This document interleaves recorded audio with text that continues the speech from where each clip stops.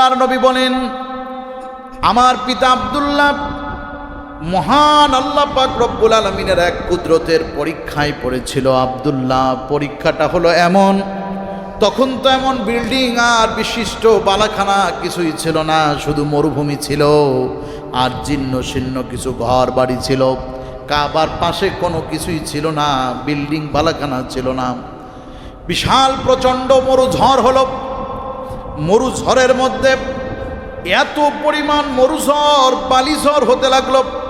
মরুভূমির বালি এসে পাহাড়ের চারপাশ দিয়ে উপর দিয়ে ঢুকতে ঢুকতে মরুভূমির বালিতে কাবা ঘর ডুবে গেল। কাবা ঘরের পাশে ছিল জমজম কূপ, জমজম কূপটাও ডুবে গেল। আর তারা নির্দিষ্ট জায়গা পাচ্ছিল না, কোথায় জমজম কূপ, কোথায় কাবা ঘর। এক পর্যায়ে হযরতে আব্দুল মুত্তালিব ছিলেন কাবা ঘরের তত্ত্বাবধায়ক, কাবা ঘরের রক্ষণাবেক্ষণাকারী। তিনি নিয়ত করলেন, আল্লাহ যদি এই জমজম কূপটা আমরা খুঁজে পাই, তাহলে আমার সন্তানদের মধ্য থেকে একটারে তোমার রাস্তায় কোরবানি করে দিব। এই কথা বলার পরে আল্লাহ পাক পরের দিন সকালবেলা, রাতের বেলায় তাকে স্বপ্নে দেখালেন। তিনি পরের দিন সকালবেলা কাবা গৃহের ঠিক হজরে আসওয়াদের কোণা থেকে ওই বরাবর হাত গুনে গুনে কি যেন দেখতেছেন। কাফেররা দৌড়ে এলো, জিজ্ঞাসা করলো, আব্দুল মুত্তালিব কি ব্যাপার, কাবা ঘরে তুমি মেপে কি দেখো? তিনি বললেন, স্বপ্নে আমি দেখলাম আল্লাহর একজন বান্দা আমাকে বলতেছে, আব্দুল মুত্তালিব কাবা ঘরের এই কোণা থেকে এত হাত দূরে গিয়ে খোঁজ করো, ওখানে আর রয়েছে কাবা শরীফের পাশে জমজম কূপ। সুবহানাল্লাহ। এই জমজম কূপের সন্ধান তোমাকে দেয়া হলো, তুমি তোমার নিয়ত পূর্ণ করো। এখন সমস্যা হলো, নিয়ত পূর্ণ করলে 10 সন্তানের একজনকে কোরবানি দিতে হবে। এখন আব্দুল মুত্তালিব কাফিরদেরকে নিয়ে বসলেন আর বললেন, সব সন্তানের ব্যাপারটা নাম লেখো, আর একজন মানুষকে দিয়ে বিসমিল্লাহ বলে ওটা তুলতে বলো ভালো নিয়তে। যেই সন্তানের নাম উঠবে ওই সন্তানটারে আমি কোরবানি করব। তখনও রাসূলুল্লাহর আব্বার বিবাহ হয় নাই, আল্লাহর নবীর কোনো কথাই কেউ জানতো না। যখন নাম তুললেন, প্রথম নামটার মধ্যে লেখা রয়েছে আব্দুল্লাহ। কিন্তু এদিকে আব্দুল মুত্তালিব 10 সন্তানের মধ্যে আব্দুল্লাহকে যতটা ভালোবাসতেন, স্নেহ করতেন, মোহাব্বত করতেন, এত ভালোবাসা আর স্নেহ কোনো সন্তান পাই নাই। কারণ আব্দুল্লাহ ছিলেন বাবার অনুগত, বাবার সব কথা তিনি মানতেন। আব্দুল্লাহর নাম দেখে বাবার মুখটা কালো হয়ে গেল। তিনি বললেন, আবার ভিতরে নাম ঢোকায়া সব কিছু উলট পালট করে উঠাও তো দেখি। পুনরায় আবার নামটা 10টা নামের সাথে মিশায়া আবার উঠানো হলো। তারপরে আবার তাকিয়ে দেখলেন আব্দুল্লাহর নামই উঠল। এরপরে তিনি মনে মনে ভাবলেন, আব্দুল্লাহরে কোরবানি করা ছাড়া কোনো উপায় হবে না, কি করা যায়? মক্কার ওই সময়কার যারা তাওরাত ইনজিলের বড় বড় আলেম ছিলেন সবাই আসলেন। আসার পর আবার তৃতীয়বার যখন ট্রাই করা হলো, 3 নম্বর বারে তার নামটা উঠল। এরপরে আব্দুল মুত্তালিবকে সবাই বললেন, আব্দুল মুত্তালিব, যেহেতু আব্দুল্লাহর নাম 3 বার এসেছে, এই নামটাই কোরবানির জন্য প্রযোজ্য হবে, কোনো উপায় নাই। আব্দুল মুত্তালিব আল্লাহর কাছে ডেকে বললেন, আয় আল্লাহ, কাবার মালিক, আমি আমার কথা তোমার জন্য আমি রাখবো, আমার সন্তানকে আমি কোরবানি করব, কোনো টেনশন নাই। এরপরে একজন আলেম আসলেন দূর থেকে, দূর মরুভূমি থেকে এসে বললেন, আব্দুল মুত্তালিব, তুমি কাকে কোরবানি করতে চাও? যার কপালে আল্লাহর হাবিবের নূর চমকাচ্ছে। সুবহানাল্লাহ। যার কপালের দিকে তাকাইলে সৌভাগ্য মনে হয়। সুবহানাল্লাহ বলেন। যার হাতের মধ্যে আল্লাহ পাক বরকত দিয়ে দিয়েছেন, তুমি কাকে কুরবানি করো? আমি তোমার একটা সিস্টেম শিখাই। তোমার 9 সন্তানের নাম বাদ দাও, আব্দুল্লাহ নামটা লেখো, আর 100 উট বিশিষ্ট একটা নাম লেখো, 100 দুম্বা লেখো, 100 ছাগল লেখো। আল্লাহর নাম নিয়ে তলো, কাবার মালিকের নাম নিয়ে তলো। যতক্ষণ আব্দুল্লাহর নাম উঠবে ততক্ষণ চলতেই থাকবে। আব্দুল্লাহর নাম যখন উঠবে না, তখন তোমরা এইটা পূর্ণ করে দিও। এই কথা শোনার পরে আব্দুল্লাহর নাম ওঠে, আব্দুল্লাহর নাম ওঠে, আব্দুল্লাহর নাম ওঠে। 99 বার তোলার পর একবার উঠেছে 100 দুম্বা আল্লাহর রাস্তায় কোরবানি করে দাও। হযরত আব্দুল মুত্তালিব বললেন, আমার যে ছাগলের পাল আছে, দুম্বার পাল আছে, দেরি করো না মক্কাবাসীরা, আজকে বড় আনন্দের দিন, 100 দুম্বা নিয়ে এসে গোটা মক্কার হাজীদেরকে তোমরা খাওয়ায়া দাও। আল্লাহ পাক রব্বুল আলামিন এই মক্কাবাসীদের উপরে, এই গোত্রের উপরে, রাসূল সাল্লাল্লাহু আলাইহি সাল্লামের গোত্র, বৃহত্তর গোত্রের নাম হলো কুরাইশ। বৃহত্তর গোত্রের নাম কি? কুরাইশ। আর নবী সাল্লাল্লাহু আলাইহি ওয়াসাল্লাম কুরাইশ বংশের লোক হলেও নবীজির শাখা কুরাইশ থেকে বের হয়েছিল, একটা শাখা বের হয়েছিল। আমাদের এলাকায় এক একজনের নাম থাকে, কি নাম থাকে আপনার? মোল্লা কোনো গোষ্ঠী, কোনো গোষ্ঠীর নাম থাকে মণ্ডল, কোনো গোষ্ঠীর নাম থাকে খন্দকার, হ্যাঁ এরকম থাকে না? কোনো গোষ্ঠীর নাম থাকে আপনার বিশ্বাস, ইত্যাদি ইত্যাদি নাম থাকে। আবার অনেকেই নতুন বিশ্বাসও হয় কি হয় না? আবার অনেকেই নতুন খন্দকারে রূপান্তরিত হয়, অনেকেই নতুন মোল্লায় রূপান্তরিত হয়, হ্যাঁ এরকম ইত্যাদি ইত্যাদি হয়ে যায়। মজার ব্যাপার হলো আল্লাহ সুবহানাহু ওয়া তাআলা আমার নবী সাল্লাল্লাহু আলাইহি সাল্লামের মূল গোত্র দিয়েছিলেন কুরাইশ, কিন্তু আল্লাহ হাবিব সাল্লাল্লাহু আলাইহি সাল্লামের গোত্রটা কুরাইশ থেকে আলাদা হয়েছিল, একটা গোত্র আলাদা হয়ে গিয়েছিল। মজার ব্যাপার, রাসূলুল্লাহ সাল্লাল্লাহু আলাইহি ওয়াসাল্লামের পিতা বেঁচে গেলেন, 100 দুম্বা কুরবানি হয়ে গেল।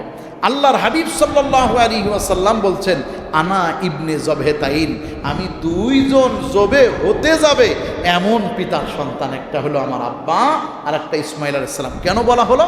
নবীজি সাল্লাল্লাহু আলাইহি সাল্লামের পিতা, তার দাদা এভাবে করে নাম যদি আপনি উপরের দিকে যান তাহলে মিলে যাবে ইসমাইল আলাইহিস সালাম পর্যন্ত। সুবহানাল্লাহি বিহামদি। নবীজির নাম মুহাম্মদ, বলেন সাল্লাল্লাহু। নবীজির আব্বার নাম আব্দুল্লাহ, নাম কি? আব্দুল্লাহর আব্বার নাম আব্দুল মুত্তালিব, আব্দুল মুত্তালিবের আব্বার নাম হাশেম। এই যে এটা হলো নবীজি হাশেমি গোত্রের লোক। হাশেমের আব্বার নাম কুসাই, কুসাইয়ের আব্বার নাম কিলাব, কিলাবের আব্বার নাম মুর্রা, মুর্রার আব্বার নাম কাব, কাবের আব্বার নাম ফেহের, ফেহেরের আব্বার নাম কাব। এইভাবে করে আস্তে আস্তে আস্তে আস্তে আস্তে আস্তে আস্তে আস্তে করে উঠতে উঠতে উঠতে ইসমাইল আলাইহিস সালাম, ইসমাইলের আব্বার নাম ইব্রাহিম আলাইহিস সালাম পর্যন্ত ঠিক। সুবহানাল্লাহ। নবীজি বলছেন, আমি 2 জন জবেকৃত পিতার সন্তান। সুবহানাল্লাহ বিহামদি। তার ইসমাইল আলাইহিস সালাতু ওয়াস সালাম এমন একজন নবী যার আব্বা ছোট থেকে মৃত্যু পর্যন্ত পরীক্ষা দিয়ে গেছেন। সুবহানাল্লাহ বলেন। ইসমাইল আলাইহিস সালাতু ওয়াস সালাম এমন একজন নবী যেই নবীর পেটে থাকতেই আল্লাহ সুবহানাহু ওয়া তাআলা তার সুসংবাদ তার আব্বা মাকে জানায় দিয়েছে। সুবহানাল্লাহ। ইসমাইল আলাইহিস সালাম এমন একজন নবী যেই নবী দুনিয়ায় আসার পর সর্বোচ্চ পরীক্ষায় পড়েছেন, তার মাকে সহ কোলে করে মরু নিবাস করে দিয়েছেন। আল্লাহু আকবার। ইসমাইল আলাইহিস সালাম এমন একজন নবী যেই নবীকে আল্লাহ সুবহানাহু ওয়া তাআলা মায়ের দুধ খাইতে খাইতে মরুর মধ্যে ফেলে রাখতে বলেছেন। মরুর মধ্যে রাখার পরে পানি শুকায় গেছে, তার মা একটা পাহাড় সাফা আর একটা পাহাড় মারওয়া, এই সাফা ও মারওয়া পাহাড়ে দৌড়াদৌড়ি করতেছে 7 বার। আল্লাহু আকবার। ইসমাইল আলাইহিস সালাম এমন নবী যেই নবীরে পানি খাওয়ানোর জন্য মা দৌড়াদৌড়ি করতেছে, মায়ের দুধ পর্যন্ত শুকায় গেছে। ইসমাইল আলাইহিস সালাম এমন একজন নবী যার পায়ের খুরের আঘাতে আল্লাহ পাক পৃথিবীর শ্রেষ্ঠতম কূপ জমজম কূপ বের করে দিয়েছেন। সুবহানাল্লাহ। ইসমাইল আলাইহিস সালাম এমন একজন নবী যেই নবীকে আল্লাহ সুবহানাহু ওয়া তাআলা এত বরকতময় করেছেন, এত অনুগত্য প্রিয় করেছেন, পিতা তাকে ডাইরেক্ট বলতেছেন, আমি স্বপ্নে দেখলাম তোমারে কুরবানি করতেছি, তোমার মতামতটা কি বলো?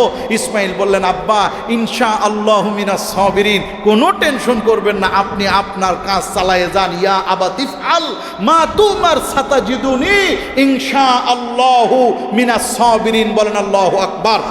ইসমাইল আলাইহিস সালাম এমন নবী যিনি তার আব্বাকে বললেন, যা যা স্বপ্নে দেখছেন, যেমনে যেমনে দেখছেন সেমনেই করে ফেলেন।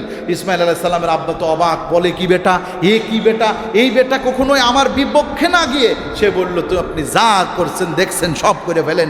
ইসমাইল আলাইহিস সালাম এমন একজন নবী যেই নবী আল্লাহ সুবহানাহু ওয়া তাআলার অনুগত্য মেনে নেওয়ার কারণে আল্লাহ পাক তাকে পরীক্ষার হাত থেকে টান দিয়ে সে পাশে দাঁড় করায় দিয়েছেন, আর পরীক্ষার নিচেই আল্লাহ পাক একটা জান্নাতি দুম্বা ফিট করে দিয়েছেন। জোরে জোরে বলেন আল্লাহু আকবার। ইসমাইল আলাইহিস সালাম এমন নবী, যেই নবী নিজে ইট পাথরগুলি আল্লাহু আকবার এসে আস্তে আস্তে আস্তে আস্তে করে বাবার কাছে সংরক্ষিত করে দিয়েছেন, বাবার কাছে এনে দিয়েছেন। বাবা ওইগুলোকে আস্তে আস্তে করে সুন্দর করে মসজিদে হারাম, মসজিদে কাবা, আউয়ালা বাইতান বুজিয়া লিন-নাস বিবাক্কাতাম মুবারাকা, পৃথিবীর প্রথম ঘর ইসমাইল আলাইহিস সালাম সাজাই দিলেন। জোরে বলেন সুবহানাল্লাহ। ইব্রাহিম আলাইহিস সালাম স্বপ্নে দেখলেন, আল্লাহ বললেন কাবা তৈরি করো। ইব্রাহিম বললেন, ইয়া আল্লাহ, কাবা কোন জায়গা তৈরি করব? আল্লাহ বললেন, বুঝো না, তোমার সন্তানদেরকে যেখানে রেখে এসেছো সেই জায়গা বানাও। আল্লাহ, সেই জায়গা তো অনেক বড়, বিস্তীর্ণময় মরুভূমি, কোথায় বানাবো? আল্লাহ বললেন, কালকে সকালবেলা ঘুম থেকে উঠে দেখবা তোমার গাছের গোড়ায় একটা সুন্দর উট দাঁড়ায় আছে, ওই গাছের গোড়ায় দাঁড়িয়ে আছে, ওই উটের উপরে চড়বা, উট বিসমিল্লাহ বলে যেই জায়গা নিয়ে যা দাঁড়াবে ওখানেই তোমার কাবা তৈরি হবে। আল্লাহু আকবার বলেন। হযরতে ইব্রাহিম আলাইহিস সালাম উটের উপরে চড়ে আস্তে আস্তে করে আসলেন। আসার পরে আল্লাহর কাবা ঘর যেখানে তৈরি হবে ঠিক তার মাঝখানে ইব্রাহিম আলাইহিস সালাতু ওয়াস সালামের উট থেমে গেল। যখনই থেমে গেল, ইব্রাহিম বুঝতে পারলেন এই জায়গায় কাবা হবে। তিনি লাফ দিয়ে নামলেন, একটু দূরে কাবার থেকে একটু দূরে উটটারে বেঁধে দিলেন, আর ওই যে জমজমের পানি আছে উটরে খাইতে দিলেন বিশাল গরমের মধ্যে। এবার আল্লাহ পাক রব্বুল আলামিন আসমান থেকে জিবরাইল আমিনকে পাঠিয়ে দিয়ে বললেন, জিবরিল, লাঠিটা নিয়ে, জান্নাতি লাঠিটা নিয়ে আস্তে করে তুমি সুন্দর করে একটা দাগ দিয়ে দাও, যেন কোনো রকম কোনাছে না হয়ে যায়, বেকা না হয়ে যায়। ঠিক চার কোনাকে একটা ঘর বানায় দাও। মনে রাখবা, এই ঘর হলো সেই ঘর যেই ঘর জিবরাইল তুমি আমার হুকুমে প্রথম তৈরি করেছিলে, আর তোমার পরে মানব ইতিহাসে সর্বপ্রথম তৈরি হবে আমার ইব্রাহিমের হাতে। জোরে বলেন সুবহানাল্লাহ। আউয়ালা বাইতান, আল্লাহ বলেন সবার প্রথম ঘর, এমন প্রথম ঘর এই বাজারের মধ্যে সবার প্রথমে যেই লোকটা ছোট্ট একটা খড়ের ঘর বানায়া তেল বিক্রি করত, ভাজা বিস্কুট বিক্রি করত, মানুষের প্রয়োজনীয় জিনিস বেচত, আজ পর্যন্ত ওই লোকটার নাম কেউ ভুলতে পারে নাই। ব্যবসায়িকরা জানে ওই লোকটা হলো প্রথম লোক।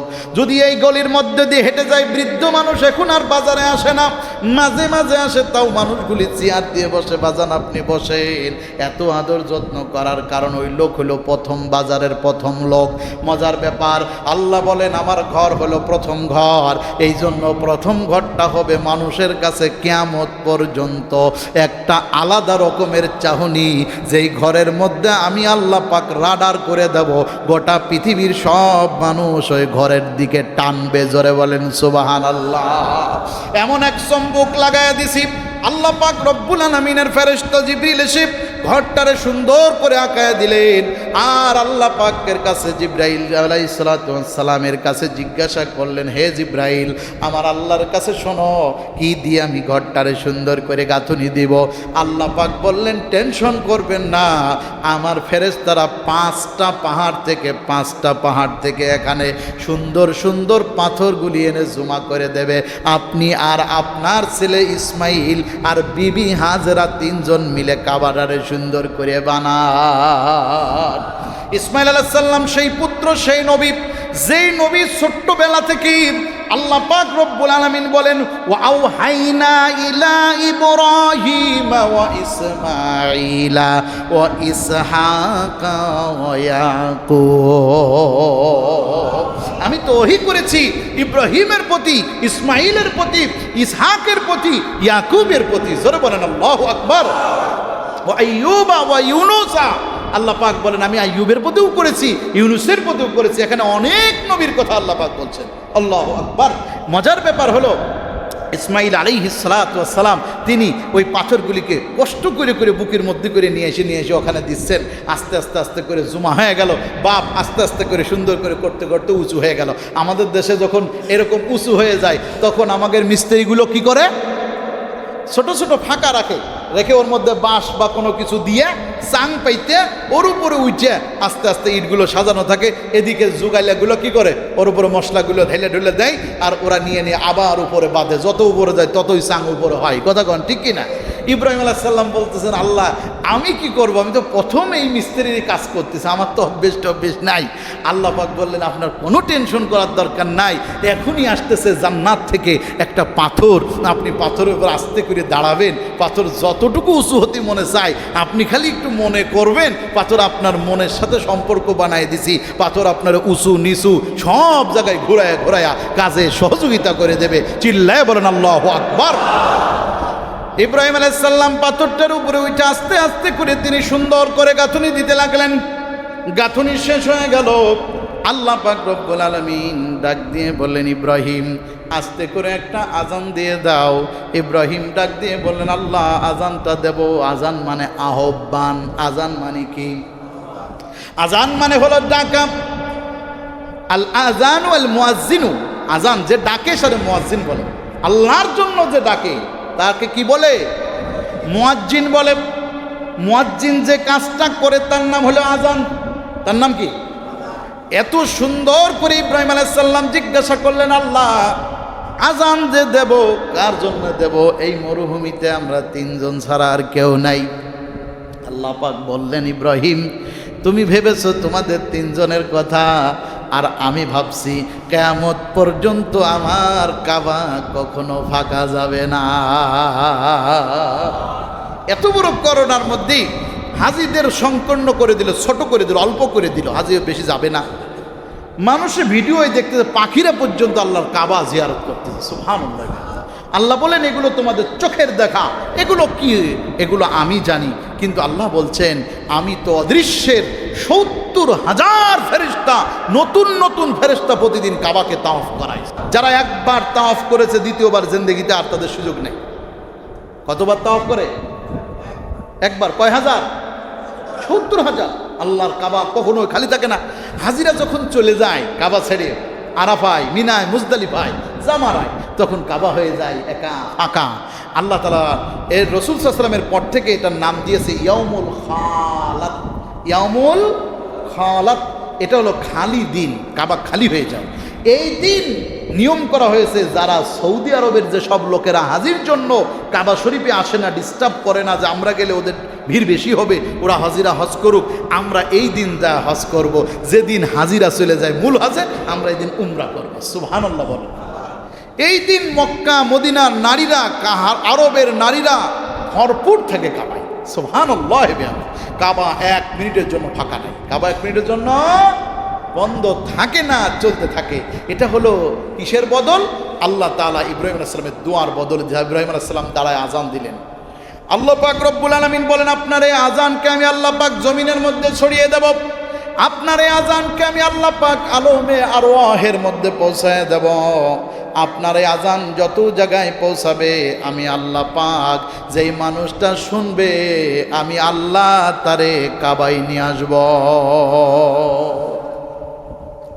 আমি এ পর্যন্ত এই 13-14 বার যাওয়ার পরে আমার মোট উমরা হয়েছে 51টা। কয়টা? একটা হজ, একটা 51 বার উমরা। তা আমি চিন্তা করতেছি আমার কি 51 বার শোনার তৌফিক আল্লাহ দিছে? সুবহানাল্লাহ বলেন। আমি এখনো কাবা শরীফের কোনো কথা বলি 8-10 বার করে আমিন আমিন মনে মনে বলি, বেশি বেশি বলি, বেশি বেশি পড়ি। প্রথমবার যেবার কাবায় গেলাম, কাবা শরীফ দেখে বললাম, আল্লাহ আমি যেন 1000 বার আসতে পারি এই কাবা শরীফে। সুবহানাল্লাহ বলেন। বাকি বেশি যদি আনো তুমি আমার রহম করে আনিও, কিন্তু আমার চাওয়া 1000 বার। কয়বার? 1000 বার আনিও আল্লাহ, আনিও। মজার ব্যাপার হলো ইব্রাহিম আলাইহিস সালামের আজান যারা শুনছে তারা যেতেই থাকবে। সুবহানাল্লাহ। হযরত ইব্রাহিম ইসমাইল আলাইহিস সালাম তাদের কাবা শরীফ তৈরি করা শেষ হয়ে গেল, আজান শেষ হয়ে গেল।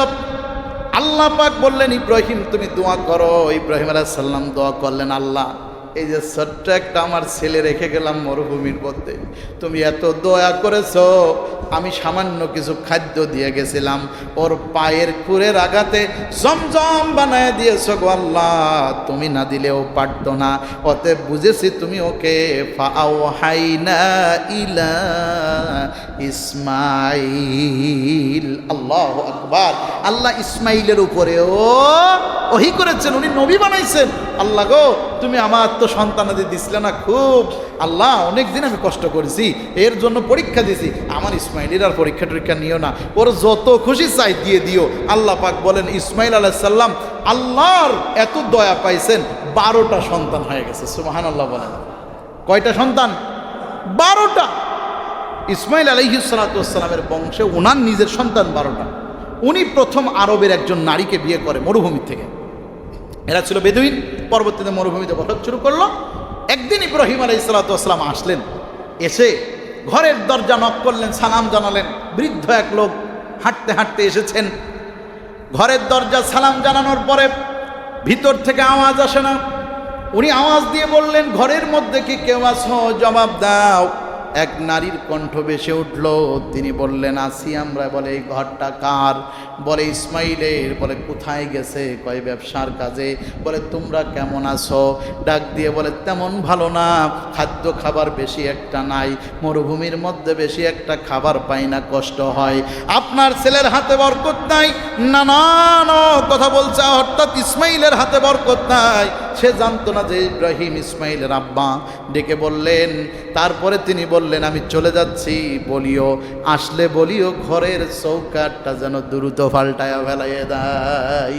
ইসমাইল আলাইহিস সালাম আসার পরে ডেকে বললেন, নাকের মধ্যে একটা গন্ধ পাওয়া যায়। সুবহানাল্লাহ। ফাওহা ইলা রিহা। হযরতে ইসমাইল আলাইহিস সালামের বংশের একজন নবী, তার নাম ছিল ইসহাক, নাম ছিল ইয়াকুব। নাম শুনেননি? নাম ছিল ইউসুফ। এই ইয়াকুব আলাইহিস সালামের ছেলে ইউসুফ হারানোর পর ইউসুফ আলাইহিস সালামের জামা নিয়ে যখন আসতেছিল, তখন তার ছেলেরা বসেছিল পাশে, কিছু লোক বসেছিল, বলতেছে, আমি আমার ইউসুফের গন্ধ পাচ্ছি। ডাক দিয়ে বললেন, ইউসুফ কোত্থেকে এলো? সে তো 22 বছর আগে মারা গেছে, এ কি বেঁচে আছে?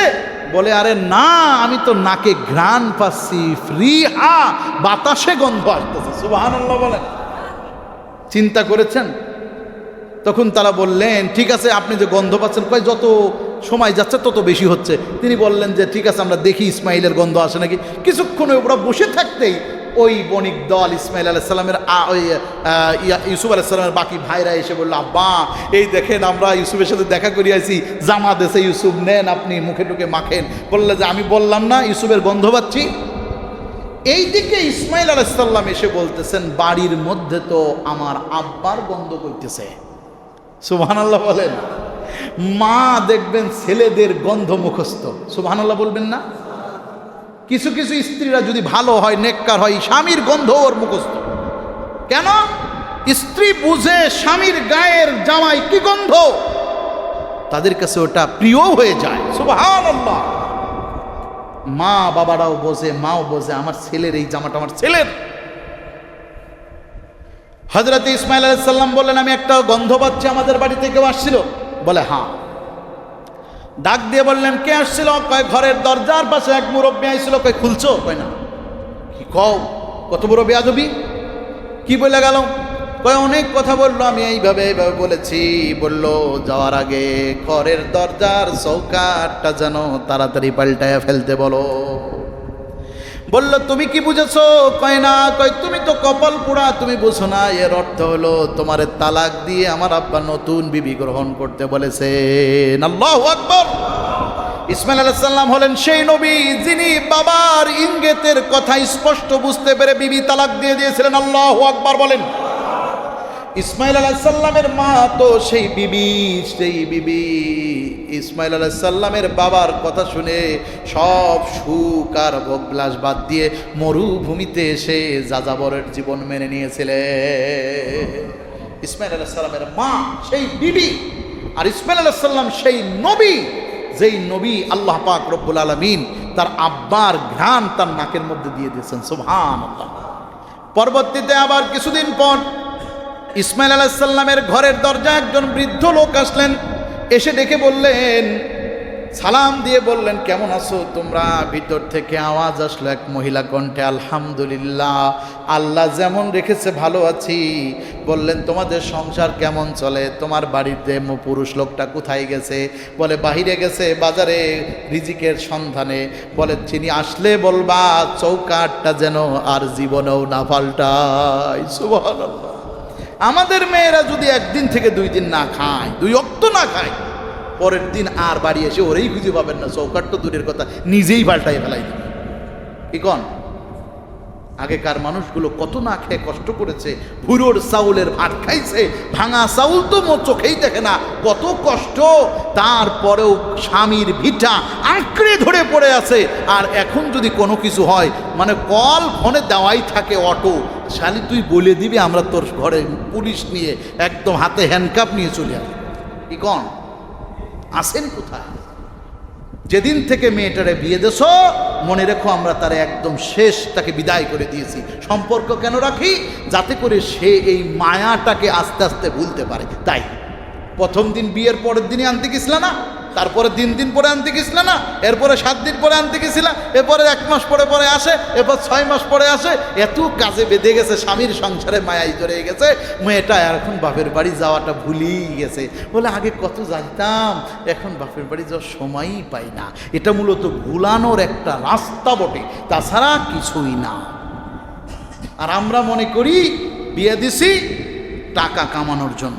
আছেন এরকম কেউ? তো মেয়ে দিয়ে টাকা কামাচ্ছে, 5 লাখ 7 লাখ করে বাড়তেছে, 6 মাস পরে ছাড়া এনেছে, দাও 6 লাখ। আছেন এরকম লাইন? কি বলেন, আছেন এরকম? এগুলো ব্যবসা করা। এগুলো কি করা? এগুলো মেয়ে না, ব্যবসা করতেছেন আপনি। ইসমাইল আলাইহিস সালাতু ওয়াস সালাম ঘরে আসলেন, এসে বললেন আমি তো গন্ধ পাচ্ছি। তিনি বললেন আল্লাহর একজন বান্দা আসছিলেন, খুব সুন্দর চেহারা, মুরব্বী মানুষ, আমাদের এই বললেন, আমরা এইভাবে উত্তর দিলাম আর তাকে আপ্যায়ন করলাম। ফিরে যাওয়ার সময় আমারে দোয়া করে দিয়ে গেছে আর বলছে তোমার পেটে আল্লাহ পাক অনেকগুলি সন্তান দিক, যেন এই মরুভূমিতে সন্তান দিয়ে ভরে যাক, আর এই ঘরের চৌকাট যেন আমার ইসমাইল না পাঠায়। তিনি বললেন এটার অর্থ কি? কয় তুমি বুঝে না, এর অর্থ হলো আর বিবি যেন দ্বিতীয় না পাল্টায়। জোরে বলেন সুবহানাল্লাহ। চিন্তা করা যায়। ইসমাইল আলাইহিস সালাতু ওয়াস সালাম, তার মা বৃদ্ধ হয়ে গেলেন। কাবা শরীফে আমরা তো চত্বরের মধ্যে তাওয়াফ করি, দৌড়াদৌড়ি করি, কিন্তু আমরা জানি না কাবা শরীফটা আউয়ালা বাইত, প্রথম ঘর। আর প্রথম ঘরটার মধ্যে কত জায়গা মানুষ সোনা গাড়ি রাখতো, এরকম আছে না নাই? আগেকার দিন ছিল এরকম, এখন কিন্তু নাই। কত জায়গার মধ্যে স্বর্ণ গেড়ে রাখত, কত জায়গার মধ্যে টাকা গেড়ে রাখত। যুদ্ধের আমলে কত মানুষ কত ত্যাগ করে মরে গেছে, কারোর খবরই নাই, পরে মানুষ পাইছে, এরকম হয়েছে না? আবার কত মানুষ চলে গেছে, ওর খানদান কেউ পায়ও নাই, ওটা শেষ হয়ে গেছে, ইত্যাদি ইত্যাদি। পুকুর কাটতে যায় মানুষ কলস পাইছে, কত ঘটনা শোনা যায়। যাই হোক, মজার ব্যাপার হলো ইসমাইল আলাইহিস সালামের মা ইন্তেকাল করলেন। কাবা শরীফ তো তাওয়াফ করেন, কিন্তু বুঝি না কাবা শরীফের এই তাওয়াফের মধ্যে কি আছে। তাফসিরের মধ্যে পড়তে গিয়ে দেখলাম আল্লাহ পাক রব্বুল আলামিনের কুদরত, কাবা শরীফের তাওয়াফের জায়গায় 1 থেকে 70 জন নবীর কবর আছে। সুবহানাল্লাহ, অবাক হয়ে গেলাম।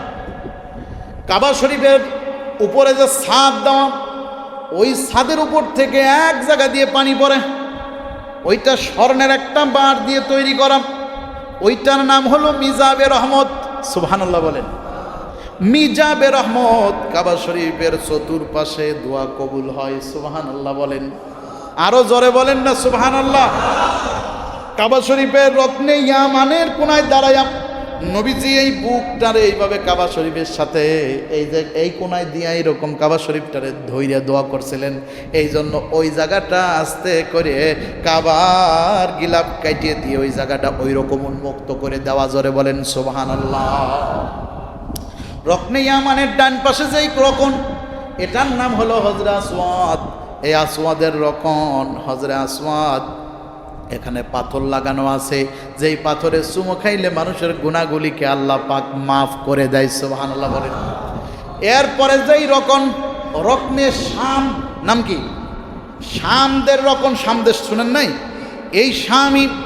এরপর আরেকটা রকন আছে, আরেকটা কোনা, যেই কোনাটার নাম হলো রকনে ইরাকি। ইরাক ওয়ালাদের রকম, নবীজি নিজেই এটা বলেছেন। আর এই ইরাকি আর শাম এই দুইটার এই পাশ দিয়ে একটা অর্ধচন্দ্র আকৃতির একটা দেওয়াল দেওয়া আছে। এই দেওয়ালের মাঝখানে ওই উপরের দিকে তাকালে আস্তে করে পানি পড়ার একটা জায়গা আছে, ওইটার নাম হলো মিজাবে রহমত। আল্লাহ পাক এই ছোট্ট গুনাহগার গোলামকে একাধিকবার ওই মিজাবে রহমতের নিচেই কপাল দিয়ে সিজদা দেওয়ার তৌফিক দিয়েছেন। সুবহানাল্লাহ। গতবার হজের সময় ফিরে আসার দিন, কোন দিন? ফিরে আসার দিন, হজ থেকে শেষবার ফিরে আসার দিন কাবা শরীফ খুলে দিল, ওর মধ্যে কয়েকজন নামাজ পড়ার সুযোগ হয়ে গেল। মজার ব্যাপার, মিজাবে রহমতের নিচেই নামাজে বা দোয়া করলে কবুল হয়, আল্লাহ রসুল বলছেন। এবার হাদিসের মধ্যে তালাশ করে দেখলাম ইসমাইল আলাইহিসসালামের মায়ের কবর হলো মিজাবে রহমতের কোনায়। জোরে কোন সুবহানাল্লাহ। হাজরা আলাইহিসসালামের কবর ওই জায়গায় দেওয়া হয়েছে। হযরত হাজরা আলাইহিসসালাম ইন্তেকালের অনেক দিন পর হযরত ইসমাইল আলাইহিসসালাম দিনের দাওয়াতের কাজ করতে লাগলেন। মরুভূমির মধ্যে দিয়ে যারা যাতায়াত করে কিংবা যারা যায় তাদেরকে জিজ্ঞাসা করে বলেন, খাদ্য পানি আছে, সব এখানে আছে, তোমরা এখানে থাকো। তারা বলে, কি খাবো? তিনি বলেন, তোমরা জানো না নবী একজন ছিলেন, নাম হলো তার ইব্রাহিম। আমার আব্বা, আমার নাম ইসমাইল। এই কাবা ঘর তৈরি করে দোয়া করেছেন আকাশের দিকে হাত তুলে, আল্লাহ পাক যেন সম্পদ, সন্তান আর খাদ্যে যেন মরুভূমিতে কোনোদিন আর কষ্ট না দেয়। টেনশন করো না, এটা মরুভূমি হলেও সব এই জায়গা চলে আসবি, তোমরা খালি বসে বসে খাবা। সুবহানাল্লাহ বলেন। অনেক লোকেরা ইসমাইল আলাইহিস সালামের কথা শুনে ওই জায়গায় বাড়িঘর দৌড় বানাতে লাগলেন। পানি পাওয়া যায়, সুষম পানি, তাও কি এদেশি পানি নাকি? কি পানি? আরে জমজমের পানি তো জান্নাতের সাথে লাইন করা। সুবহানাল্লাহ বলবেন না? আপনি এক ঢোক জমজমের পানি খাইলেন মানে কি এক ঢোক জান্নাতের পানি খাইলেন? সন্দেহ আছে নাকি? আল্লাহু আকবার, কোনো সন্দেহ করবেন না। নবীজি সাল্লাল্লাহু আলাইহি ওয়াসাল্লাম যে কয়টা কূপের সাথে জান্নাতের লাইনের কথা বলেছেন তার মধ্যে 1 নম্বরে জমজম, 2 নম্বরে বীরে গার্স। বলেন কি নাম? নবীজি মদিনা ইন্তেকাল করার আগে বলে গেলেন যে আমার ইন্তেকালের পরে, ওই সময় তো জমজম অনেক দূর ছিল, আসা পানি আনা কষ্ট, বোঝেন তো, এখনও তো দূরই, কিন্তু এখন লাইন সহজ হয়েছে। নবীজি বললেন আমার ইন্তেকালের পরে 2 কিলো 2.5 কিলো দূরে একটা একটা কূপ আছে, নাম হলো বীরুন গার্সুন, বীরে গার্স। এই গার্স কূপের থেকে পানি নিয়ে আমারে গোসল দিবা। সাহাবীরা বললেন, হুজুর এত কূপ মদিনায়, আর আপনি গার্স কূপের পানির কথা বললেন কেন? রসুল বললেন, গার্সের কূপের সাথে জান্নাতের সাথে লাইন করা আছে। সুবহানাল্লাহ। পরবর্তীতে নবীজি গার্স কূপের কাছে ছিলেন কয়েকদিন এবং ওখানে একটা মসজিদ বানাইছেন, ছোট্ট মসজিদ। ওই জায়গাটা এখনো সংরক্ষণ করা, সুন্দর করে, কোনো বোতল নিয়ে ওখানে ঢুকতে দেয় না। সমস্যা হলো এইটা, ওখানে এরকম একটা মাটির পাত্রে পানি, ওরা ওই কিছু লোকের তত্ত্বাবধান আছে, ওরা 5 টাকা করে নিয়ে ওইটা ছাড়িয়ে দেয়, বিক্রি করে। এটা হলো ওরা বলে আমরা তুলছি, এ করছি, ওর খরচ। এই বীরের গার্সের পানি রাসূলুল্লাহ বলছেন এটা জান্নাতের সাথে সম্পর্ক। সুবহানাল্লাহ বলেন। জমজমের পানি কিসের পানি? জান্নাতের পানি। কিসের পানি? হযরত ইব্রাহিম আলাইহিস সালামের ইন্তেকাল হলো, ইসমাইল আলাইহিস সালামের মার ইন্তেকাল হলো। ইসমাইল আলাইহিস সালাম যখন ইসলাম প্রচার করতে করতে তার বয়স হয়ে গেল, বৃদ্ধা হতে লাগলেন, তিনিও বললেন তার পুত্রদের, তার কন্যাদের ডেকে বললেন তার একটা কন্যা। কয়টা কন্যা? একটা মেয়ে, 11টা ছেলে, মোট 12 জন। মোট কয়জন? 12 জন। এই 12 জন সন্তান আদির মধ্যে তিনি সবাইকে ডেকে বললেন, শোনো, আমার যাবার সময় হয়ে গেছে, তোমাদেরকে আমি বলে যাই, আমার ইন্তেকালের পর এই আল্লাহর ঘরের সাথেই তোমরা আমার কবর দিয়ে দিও। ইসমাইল আলাইহিস সালামের কবর মিজাবে রহমত এবং ওই যে হজরে আসওয়াদ এর কোনাকুনি, ঠিক চন্দ্র আকৃতি যাকে বলা হয়, হাতিমে কাবার এই গোড়া, যেই গোড়ার থেকে হাতিমে কাবা স্টার্ট হয়েছে, এই জায়গায় মার কবরের পাশে তার কবর। সুবহানাল্লাহ বলেন। কয়টা কবর পালাম? আরো কয়টা থাকবে? কোন কোন রেওয়ায়েতে আসছে 70, কোন জায়গা 99। তবে 70 বা 99টার ব্যাপারে কেউ কেউ বলেছেন এটা হলো দুর্বল আছে কথাটা, হাদিসটা, এই জন্য ওইটা নিয়ে মাতামাতি না। কিন্তু এই 2টা সহি হাদিস আসছে। সুবহানাল্লাহ বলেন। সহি হাদিস আসছে ইসমাইল আলাইহিস সালামের কবর হাতিমে কাবায়, মা হযরত হাজরার কবর মিজাবে রহমতের নিচে। সুবহানাল্লাহ বিহামদি, আল্লাহু আকবার।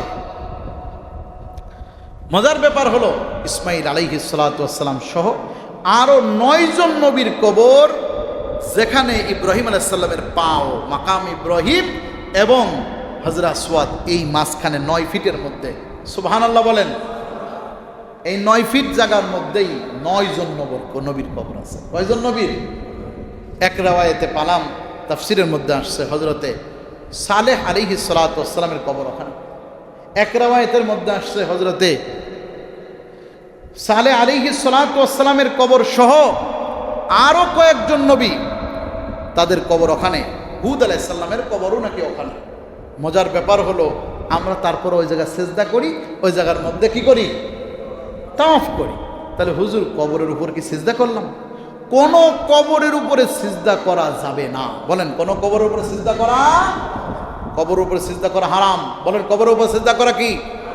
আওয়াজ দেন, আওয়াজ দেন। কেন আওয়াজ দিতে বললাম? এটা আমাদের দেশে বিভিন্ন জায়গায় চলে, ঠিক কি না? কবরের উপরে সিজদা করা যাবে না। কবর সিজদা নেওয়ার যোগ্যতা রাখে না। সিজদা নেওয়ার যোগ্যতা রাখেন কে? আরো জোরে বলেন, কে? সেজদা মা বাবাকে করা যাবে না, সেজদা পিতা মাতাকে করা যাবে না, সেজদা স্ত্রী স্বামীকে করা যাবে না, কাউকে সেজদা করা যাবে না। সেজদা করবো কার? অতএব শিরিক করা যাবে না। আল্লাহ বলেন, কত গুনাহ তুমি করতে পারো, সব গুনাহ নিয়ে আমার কাছে এসো, শিরিক বাদে আমি তোমারে মাফ করে দেব। কে বলেছেন? কে বলেছেন? আরো জোরে বলেন, কে বলেছেন? সেই আল্লাহকে আমরা সিজদা করি। কথা বলেন, ঠিক কিনা? আল্লাহ তাআলা আমাদেরকে আস্তে আস্তে করে এই নবীদের জীবনীগুলো জানার তৌফিক দিক। বলেন আমিন।